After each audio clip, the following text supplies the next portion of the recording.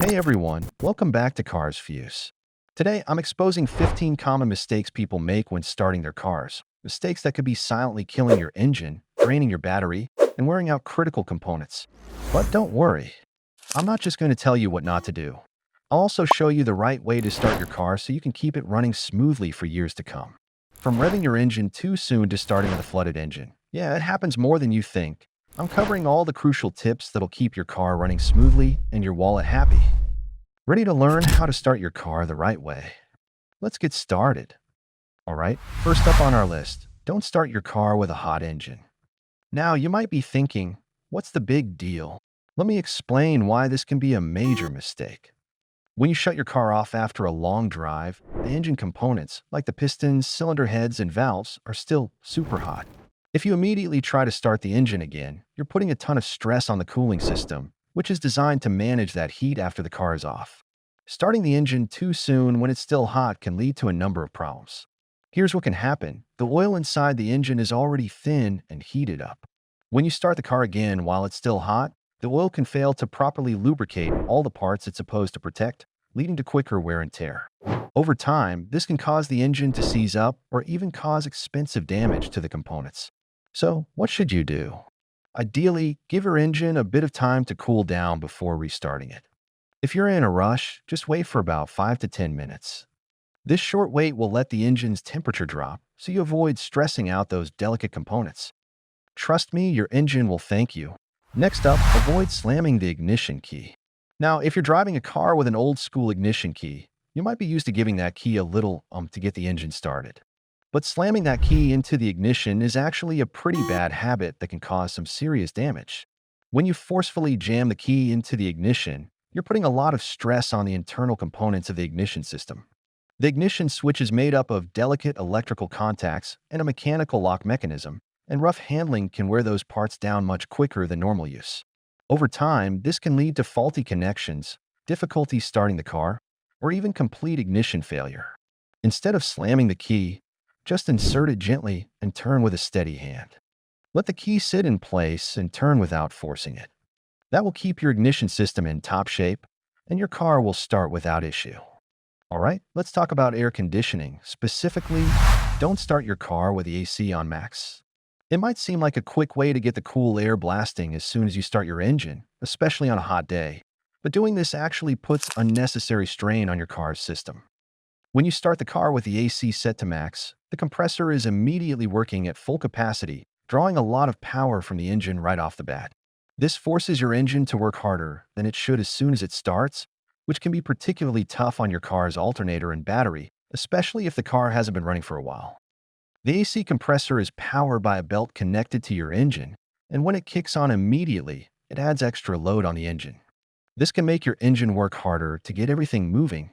So here's a simple fix. Before starting your car, turn the AC off, or at least set it to a lower setting. Once the engine is running and stabilized, then you can turn the AC back on and crank it up. This way, your engine doesn't have to deal with that extra load, and you'll be much gentler on your car's electrical system. By just taking a second to adjust your AC settings before you start your car, you're helping your car run more efficiently and extending the life of your air conditioning system. It's a win-win. Alright, here's a common mistake a lot of people make. Never start your car and immediately rev the engine.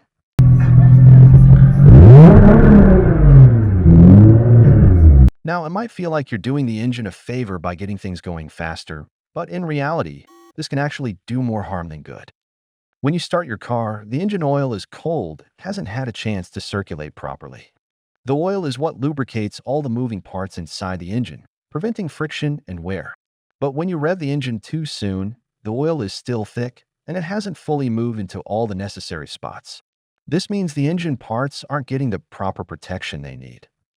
Revving the engine forces everything to spin faster than it should, putting extra strain on parts that aren't fully lubricated yet. This increases wear on key engine components like the pistons, camshaft, and bearings. Over time, this can lead to premature engine damage and, even worse, complete engine failure. So, what should you do instead? Once you start the engine, simply let it idle for a few moments. Give the oil time to circulate and warm up a bit before hitting the gas pedal. If you're in a rush, just give it 30 seconds to a minute. That way, your engine is properly lubricated and you'll avoid unnecessary wear and tear. It might seem like a small thing, but skipping this step can save you a lot of headaches down the road. So, next time, let your engine warm up a little before you give it any gas. Next on our list, avoid starting your car with accessories on, like the lights, radio, or air conditioning. It might seem harmless to leave those things running when you start your car, but it can actually put unnecessary strain on your car's electrical system. Here's why. When you start your car, the battery is already working hard to power the starter motor and get the engine running. If you also have accessories like the radio, headlights, or air conditioning running, you're asking the battery to do even more right from the start. Now, the alternator is there to recharge your battery once the engine is running, but it takes a little time for it to fully kick in and start replenishing the battery's power. If your battery is already being drained by accessories when you start, it's going to take longer for the alternator to catch up, and that can leave your battery with less juice than it needs to keep everything running smoothly. So, what's the best practice? Before you start your car, turn off all unnecessary accessories, especially things like the radio, headlights, and HVAC system. That way, the battery can focus on getting the engine started without any extra load, and your car will be ready to run more efficiently once the engine's going. Not only does this help preserve your battery life, but also ensures your car's electrical system doesn't have to work overtime. A little effort up front can save you a lot of trouble later. Now, let's talk about a mistake that's surprisingly common. Don't hold the ignition key for too long when starting your car. You might be in a rush or just trying to get your car started, but holding the key down for too long can actually cause some serious issues. When you turn the key to start the engine, the starter motor engages to crank the engine and get it going. But if the engine doesn't start right away and you keep holding the key, the starter motor is still running. This can overheat the starter motor, causing it to wear out prematurely. Starter motors are designed to run for only a short time during the starting process, usually just a few seconds. When you hold the key too long, it can cause damage to the motor or its electrical components, and that can lead to a costly repair or even a total failure of the starter. So here's the simple rule. If the car doesn't start within 5 to 10 seconds, stop turning the key and wait a moment. Try starting it again after a brief pause. If it still doesn't start, there might be an issue with the battery, fuel system, or starter itself, but at least you're not doing any more damage by overheating the starter motor. Next up, don't start your car with a parking brake off. This may seem like an obvious one, but you'd be surprised how often it happens, especially when people are in a rush or distracted. Let me tell you why this is a big no-no. When you start your car with a parking brake disengaged, the vehicle is essentially free to roll. This might not seem like a huge deal when you're parked on flat ground, but if you're on an incline, even a small one, the car can start moving before you're ready, which could be dangerous. It's a safety hazard, especially if you're in a tight spot. If the car starts to roll, you could end up damaging parts of the car, like the transmission or the tires. On top of that, you're putting yourself at risk for an accident or causing damage to something around you, whether it's another car, a fence, or even worse, someone else. So here's the simple fix. Before starting your car, always make sure the parking brake is fully engaged. It's an easy step that helps keep you and your car safe. Once you start the engine and are ready to drive, you can release the brake, and you're good to go. Alright, for those of you driving manual transmissions, this one's really important. Never start your car while it's in gear. It may seem like no big deal if you're used to starting the car while it's in gear, but it can actually cause some serious problems. When the car is in gear and you try to start the engine, there's a direct connection between the engine and the wheels through the transmission. What happens is, when you turn the key, the engine starts cranking and it tries to turn the wheels. If the car is in gear, the wheels will start moving, even if you're not pressing the gas pedal. This can cause the car to lurch forward or even stall, depending on what gear it's in. This sudden movement can be dangerous, especially if you're parked in a tight spot or near something you don't want to hit. Plus, it can damage the transmission, which isn't cheap to repair. The force of the engine trying to turn the wheels while they're already in gear puts stress on the gearbox and clutch, and over time, that can lead to serious issues. So here's the rule. Always make sure the car is in neutral before starting it. This disengages the engine from the wheels, so when you start the car, everything is nice and safe. Once the car is running and you're ready to go, then you can shift it into gear. By taking a second to double-check that the car is in neutral, you'll avoid those potential jerks, stalls, or even worse, damaging your transmission. It's a simple habit that keeps you and your car safe. All right, this one's a bit subtle, but important. Don't start the car with the clutch engaged, even if the car is in neutral. It's easy to think that pressing the clutch pedal is a good idea because it disengages the engine from the wheels, but it can actually cause problems if you do it while starting the engine. When you press the clutch pedal, it disconnects the engine from the transmission. But if you start the car with the clutch depressed, you're still putting unnecessary load on the starter motor. It may seem like it's no big deal, but this extra load can shorten the life of the starter motor over time. The starter is designed to turn over the engine with the clutch fully released, so pushing it in while starting adds extra strain for no reason. Even though the car is in neutral, pressing the clutch pedal means the engine and the transmission are still connected in a way that puts unnecessary stress on the starter motor. So, just like with the gear stick, you don't want any additional load on the system when you're starting the car. Before starting, make sure the clutch is fully released. It's a quick step that'll save your starter motor from unnecessary wear and tear. Next up, this one is critical. Never start your car with low oil. You might not always think about it, but your engine's oil is absolutely essential for keeping everything running smoothly, and starting your car with low or no oil can cause serious, expensive damage.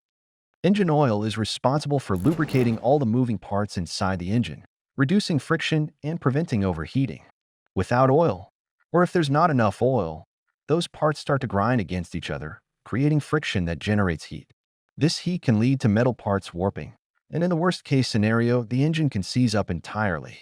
When you try to start a car with low oil, the engine isn't properly lubricated, so the parts that need oil to keep them moving smoothly are now at risk of rapid wear or even catastrophic failure. This could mean something like the pistons or crankshaft breaking down, and trust me, the cost to repair that is way more than just topping off your oil regularly. Before you start your car, it's always a good idea to check your oil levels. If it's low, add some oil before cranking the engine. If your oil is at the right level but still looks dirty or thick, it may be time for an oil change. And if you're really unsure about the oil situation, it's best to get a mechanic to check it out. The key here is that low or no oil can cause irreversible damage to the engine, and that's not something you want to ignore. All right, next up, don't start your car if there's a strong gasoline smell. If you notice that unmistakable odor of fuel around your car, it's a warning sign that something might be wrong with your fuel system, and starting the engine in that condition could be dangerous. Gasoline is highly flammable, and if there's a leak in the fuel system, whether it's from a cracked fuel line, a damaged fuel injector, or a loose gas cap, you could be putting yourself at serious risk of a fire or even an explosion. Even if you don't see gasoline dripping, the vapor can be enough to cause a dangerous situation if the engine ignites it. When you start the engine, the fuel system is pressurized, and this can worsen a small leak, allowing more gasoline vapors to escape. This increases the risk of those vapors coming in contact with a spark, which could trigger a fire. So, starting your car in this condition is something you absolutely want to avoid. If you smell gasoline, do not start the car. First, check around the gas tank and fuel lines for visible leaks or signs of damage. If you can't find anything but still smell gas, it's best to call a mechanic or tow your car to a shop for a proper inspection. Now, let's talk about those cold winter mornings. You know the drill. Don't rush to drive your car in freezing cold without warming it up. While modern cars are built to handle the cold, starting your car in freezing temperatures without giving it a moment to warm up can cause unnecessary strain on your engine and other key components. When temperatures drop, your engine oil thickens, and the fluids in your engine become less effective at lubricating the moving parts. The oil, which usually flows smoothly to protect those components, becomes sluggish and takes longer to circulate when it's cold. If you start the car and immediately hit the road, the engine parts aren't getting the lubrication they need right away, which increases friction and wear. The same goes for other systems in the car, like the transmission and power steering. They rely on fluid to work smoothly, but if those fluids are too cold and thick, the systems can be slow to respond, and that added stress can lead to long-term damage. So, what should you do? When you start the car in cold weather, give it at least 30 seconds to a minute to idle. This gives the engine time to warm up a bit and allows the oil to start circulating properly. You don't have to let it sit for 10 minutes or anything, just a little time for the engine to stabilize before you start driving.